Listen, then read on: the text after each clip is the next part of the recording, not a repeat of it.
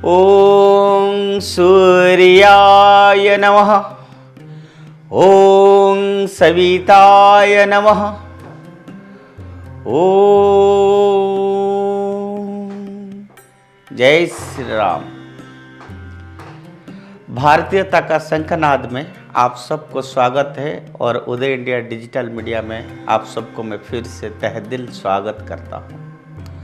मित्रों, 22 जनवरी का वो दिन ऐसे लगता है कि आ चुका है और आज भारत ही नहीं पूरा विश्व राम लाला की उस अद्भुत दृश्य, वो मंदिर, वो परंपरा, वो संस्कार, वो संस्कृति, वो अयोध्या, लगता है पूरा भारत आज अयोध्या बन चुका है और पूरा भारतवर्ष आज राममय हो गया है। इसीलिए कहते हैं सिया राममय सब जग जानी। मर्यादा पुरुषोत्तम भगवान रामचंद्र की, रामलाला की मूर्ति, वो भी 550 साल के बाद आज बनने जा रहे हैं। आज बच्चे से लेके बूढ़े तक समाज की हर वर्ग की व्यक्ति आज खुशी है। सब लोग अभी से सोच रहे हैं, सब मंदिर, सब संस्थान, हर भारतीय, हर सनातन धर्मी अभी ये सोच रहा है कि इस दिन को किस तरह से हम मनाएं। स्वयं प्रधानमंत्री ने कहा है कि उस दिन को दिवाली जैसे मनाएं, क्यों ना मनाएं। आखिर ये जो सपना आज पूरे होने जा रहा है और इसके लिए कितने कितने साधु संत अपना प्राण त्याग किया है, तपस्या किया है, तो ये सुखद समय धीरे धीरे आ चुका है। कैसे पूरे भारत में हर सनातनी भगवान राम को तन से, मन से, दिल से पूजा करते हैं। आज मेरा मन हो रहा है भगवान राम का वो श्लोक, नीलाम्बुजस्या मलकोमलांगम सीता समारोपितवामभागम पाणो महासा यकचारुचापं नमामि रामं रघुवंशनाथं। नमामि रामं रघुवंशनाथं। ये विरासत, राम राज्य, ये संत परंपरा, चाहे ऋषि वाल्मीकि हो, चाहे संत तुलसीदास हो, पता नहीं कितने संतों ने राम के ऊपर, राम से बड़ा राम का नाम है, जिसका नाम पे इतना बड़ा महिमा है।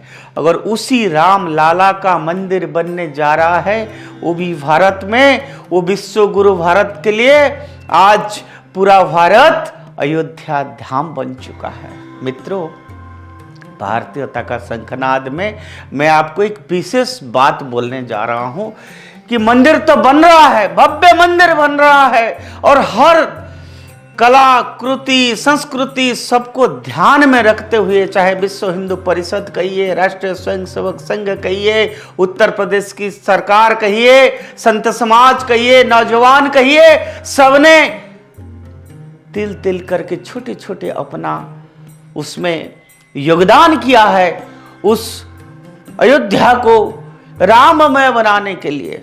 लेकिन आप सबको मालूम है मित्रों कि भगवान सूर्य, उनकी क्या महिमा है और राम मंदिर में भगवान सूर्य का साथ कैसे जुड़ा जाएगा, क्योंकि ये राम लाला का मंदिर है, राम की जन्म स्थान है।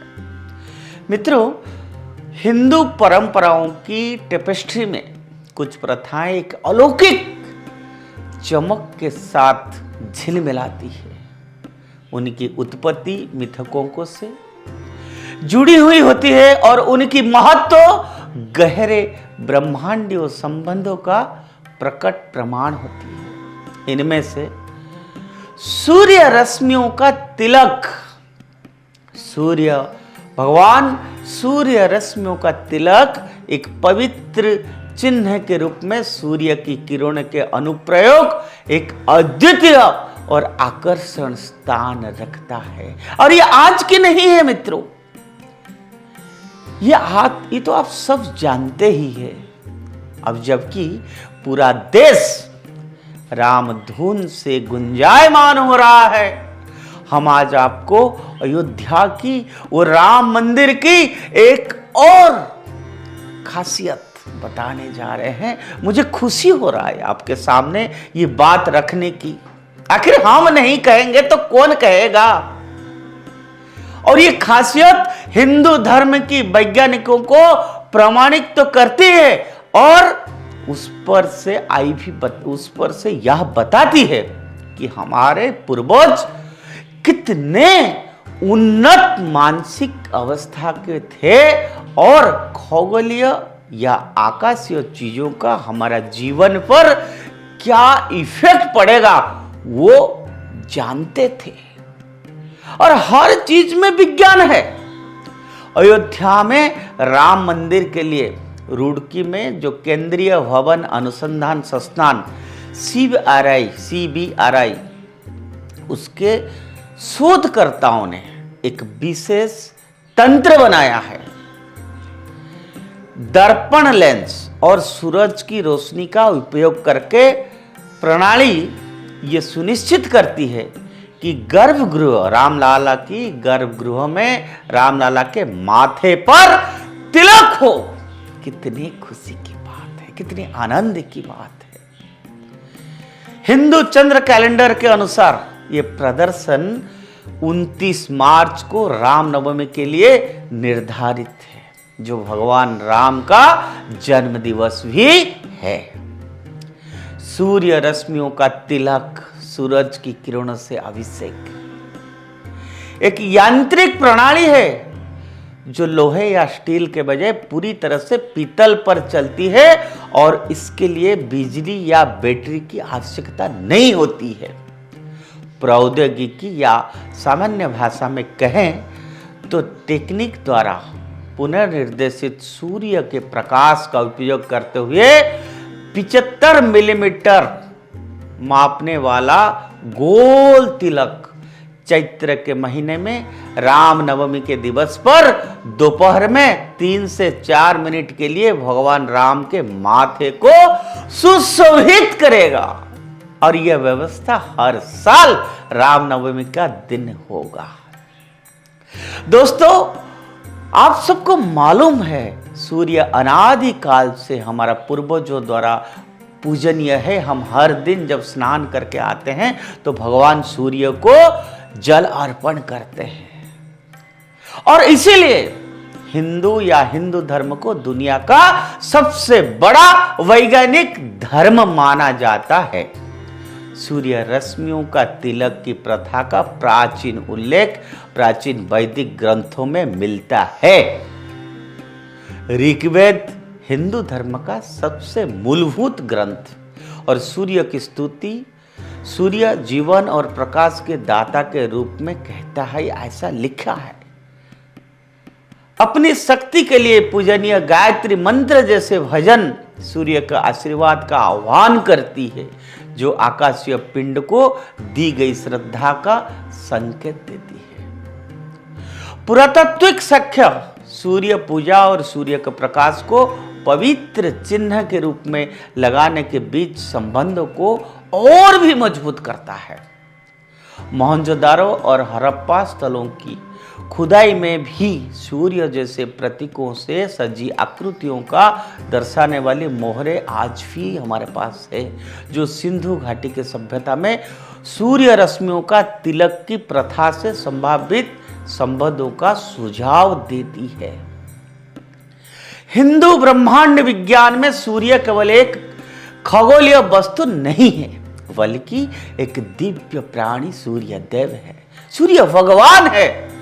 वह दिव्य रथ के सारथी है, समय के प्रभाव का मार्गदर्शन करती है और अपनी उज्जवल बुद्धि से दुनिया को रोशन करती है। और इसीलिए मित्रों, सूर्य रश्मियों की तिलक लगाना स्वयं को इस चमकदार ऊर्जाओं के साथ संरक्षित करने का, रोशनी और मार्गदर्शन के लिए उसका आशीर्वाद प्राप्त करने का एक प्रतीकात्मक कार्य बन जाता है। और इसी संदर्भ में सूर्य की किरणों को दैवीय कृपा के माध्यम के रूप में हम सब देखते हैं। ऐसा माना जाता है कि यह सूर्य देव का सार, उनकी गर्मी और जीवन की शक्ति अंधेरे को दूर करने और ज्ञान को प्रज्वलित करने की उनकी शक्ति को धारण करते हैं। इन किरणों को शरीर पर एक तिलक के रूप में सुसज्जित करना, इन गुणों की आंतरिक करना एक तरीका बन जाता है जो सूर्य की प्रतिभा और परिवर्तनकारी शक्ति को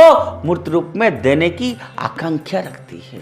सूर्य रश्मियों का तिलक लगाना केवल एक प्रतीकात्मक संकेत नहीं है, ऐसा माना जाता है कि इसमें व्यक्ति के लिए परिवर्तनकारी क्षमता भी होती है। माना जाता है कि प्राणी महत्वपूर्ण जीवन शक्ति से युक्त सूर्य की किरण की आभा युक्त करती है, नकारात्मक को दूर करती है और सुप्त आध्यात्मिक ऊर्जा को जागृत करती है।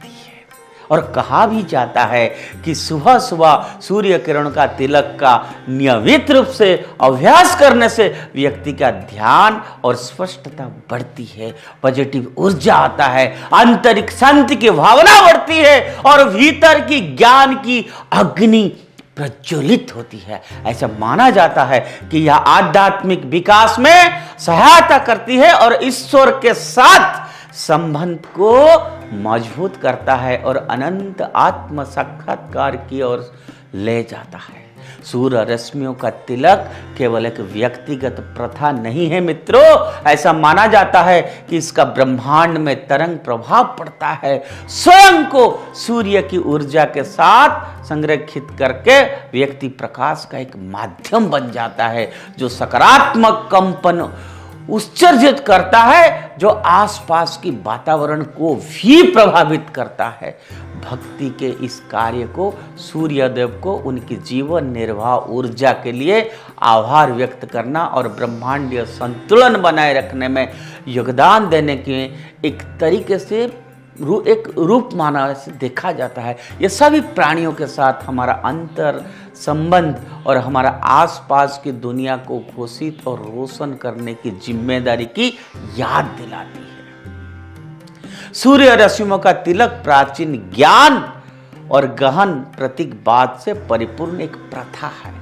यह सूर्य भगवान और उसकी जीवनदायिनी शक्ति के प्रति मानव के स्थायी आकर्षण का प्रमाण है। जैसे जैसे हम आधुनिक दुनिया में आगे बढ़ते हैं, वो अभ्यास सभी चीज़ों के अंतन संबंध और परिवर्तनकारी क्षमता का एक मूल्यवान अनुस्मारक प्रदान करता है जो प्रत्येक व्यक्ति के भीतर प्रकाश फैलाने और ब्रह्मांड की भलाई में योगदान करने के लिए निहित रहता है। तो मित्रों, अयोध्या में ऐसे भव्य मंदिर में राम जन्म का दिन मार्च की महीना में जब ये होगा तो हम सब का भाग्य और बदल जाएगा, क्योंकि हम जिसको ब्रह्मांड की ईश्वर मानते हैं, जो भगवान है, वो जो राम है, उनकी मथे पर सूर्य भगवान की तिलक।